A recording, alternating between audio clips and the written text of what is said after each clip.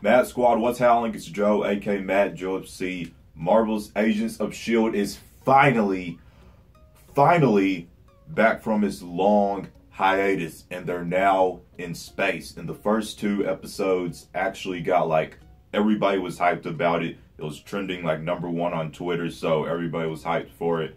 I was hyped for it, and the first two episodes were really good. It was a really strong start to the 5th season. So much happened within those 2 hours that I'm not going to cover everything. I'm not even going to try to cover everything. I'm just going to cover the main things that happened in the episode.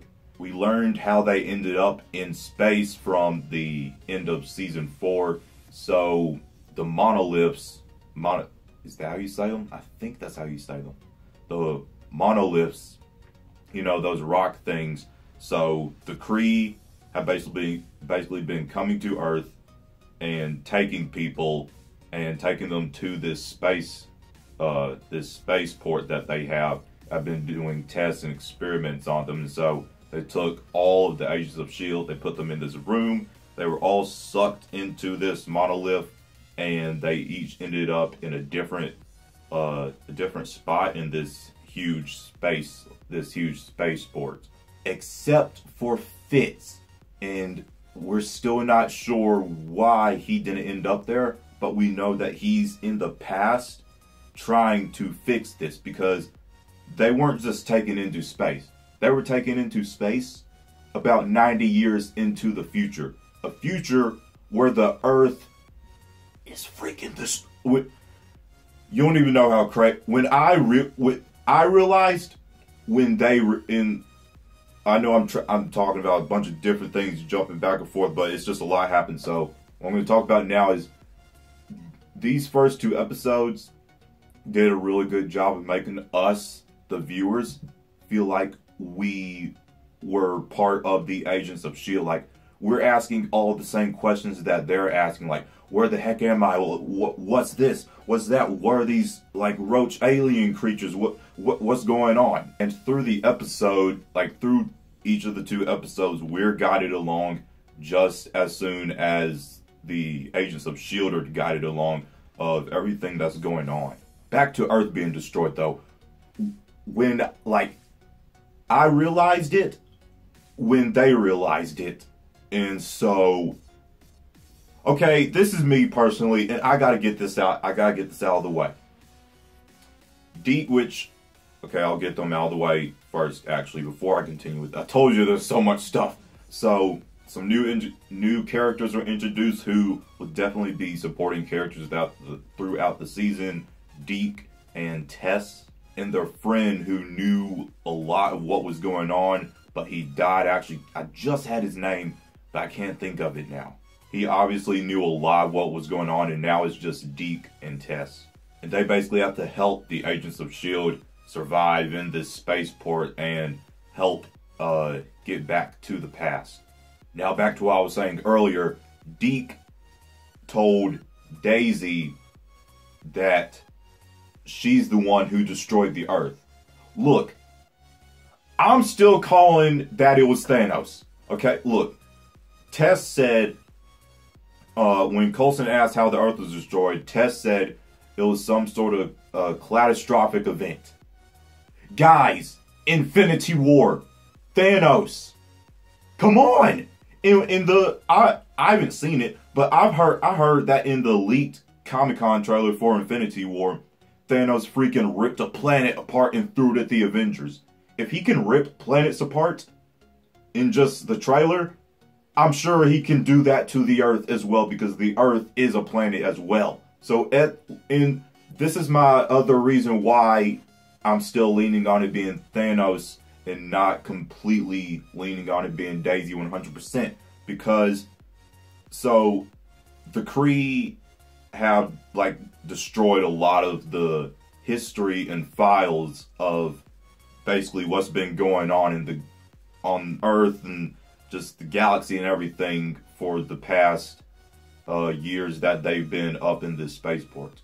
They've basically been covering up truths. So these humans in this spaceport, they don't exactly know everything that happened, and so Deke, he's one who's trying to piece all these things together, so he doesn't have one. He's not 100% sure of himself. He said it himself, like he's putting the pieces together.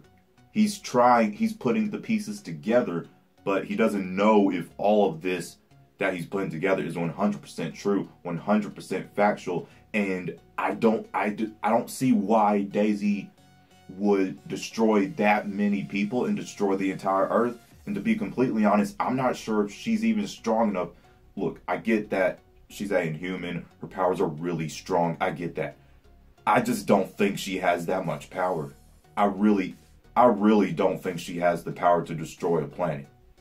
I just don't. So, in Tess said, catastrophic event, Thanos, Infinity War, I'm thinking it's Thanos who did it, and Deke, you know, he isn't 100% sure of all this because he's just putting pieces together.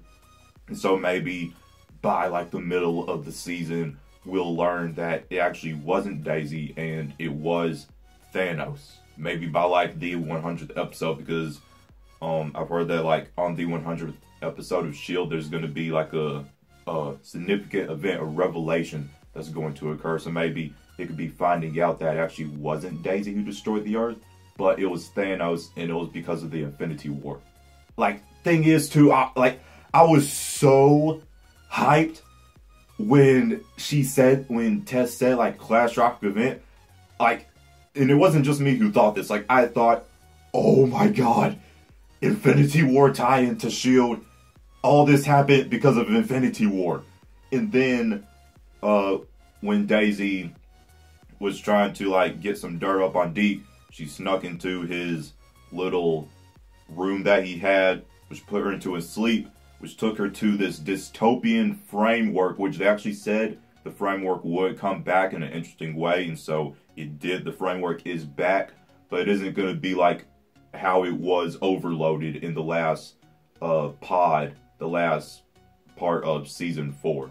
It's just a little thing that Deke's got going on, outlet for people to go to who are on the spaceport, who can just take a little time out of their day, forget about all the stress and work that they got going on, and they can just go into this dystopian, what's supposed to simulate Earth. I think before the dystopian stuff, I think I was talking about something else, but I actually can't remember. Like I said, there's so much stuff. So next I'm going to talk about like the team dynamic, because it's really there, like the jokes and stuff, like the kind of Scooby-Doo moment when Coulson was like, this has to be our coolest moment, or like this has to be the coolest that we're looked. Some of Mac's lines when he said like, we're not splitting up in groups because you know who's going to go first, the black guy. The comedy is really there, but is balanced as well with just the overall dynamic of the team, because it really this show really shows that the team dynamic is one thing that really makes up the show, because if you don't have the team dynamic there, you're just not too interested in what's going on. On this spaceport, they have these things called metrics. It is visible on both sides, so that means it just completely goes through your wrists, and they're used to track people. And Cassius, I don't think it was I believe it was pronounced Cassius. He's basically like the main leader of all of the, well, not maybe all of the Kree, but at least this group of Kree that are on the spaceport and abducting humans to this port and doing tests and experiments on them. He's at least the leader of this main group of Kree, and so he has this thing where basically it's like you owe a life. And so when the metric, if your metric turns red, then that means that you owe a life. It could be anybody's life, even your own life. Obviously, you don't want it to be your own life, so you're going to go for somebody else's life. So weapons thrown on the ground for a bunch of people to give their metrics turn red. They can use it to their advantage and go and find people to kill until their metric turns blue, which means that they're good. Then if your metric just stays blue, then you're completely good to go. I mean, you still got to run away from people whose metrics are red, and then if your metric is black, obviously that means that you're dead. So they're pretty much a very important key to, as weird as it seems. I mean, when it turns red, obviously you gotta try and find somebody to kill, and then even if it's not red, you still have to run from people's metrics who are red whenever this this event is going on. So apart from that, they're a pretty crucial key to survival on this spaceport. I actually never learned the name of this girl. I don't know if we did learn the name of her, but you know, the girl with the ball, yes, the girl with the 2 balls, and when she released her balls, they go out and kill people. She's basically Cassius is like his number 2. And now Gemma is his servant because his previous, I don't know if she's his, yeah, because his previous one died. Gemma healed the wound that he had, but then he still had a mark on his head, and so Cassius likes perfection in his servants, and so since Gemma didn't have any scar because she didn't have a metric installed, she became Cassius' new servant. I do need to talk about the CGI for a TV show with a TV show budget. Guys, the roaches, the Vrexelians as they were called, the arrows or lasers from the gun that Yo-Yo had, the spaceship that May was flying, the spaceport, the freaking Earth, space.